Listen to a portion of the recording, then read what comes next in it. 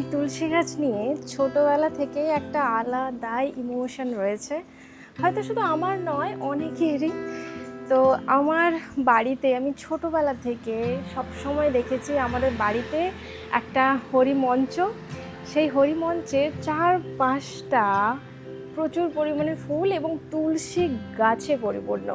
এবং এমনকি আমাদের পাড়াতে আমার বাড়ি তো গ্রামে, তো আমাদের পাড়াতে যাদের যাদের তুলসী মঞ্চের জন্য তুলসী গাছ দরকার আমাদের বাড়িতে এসে কিন্তু অনেকেই নিয়ে যেত।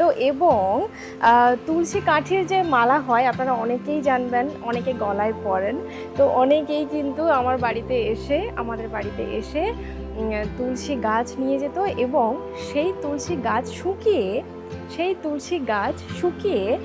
সেই তুলসী কাঠির মালা তৈরি করতো। তো আজকে আমার এই তুলসী গাছ দেখে অনেক ছোটোবেলার কথা মনে পড়ে যাচ্ছে। যদিও আমার বাড়িতে না লাল তুলসী তো থাকতো, বেশি ওই যে সাদা তুলসীর গাছ হয় সেটাই থাকতো। বাট আমি সেই যেখানে নার্সারিতে গিয়েছিলাম প্ল্যান্ট কিনতে, সেখানে এই লাল তুলসীটাই পেয়েছি। আর আশা করি পরে চেষ্টা করব একটা সাদা তুলসী গাছও নিয়ে আসতে। খুব ভালো লাগছে যে যেটা আমি চেয়েছিলাম একটু একটু করে সেই সব জিনিসগুলো আমি কেরালাতে আমার নতুন সংসারে সেগুলো অ্যাড করতে পারছি।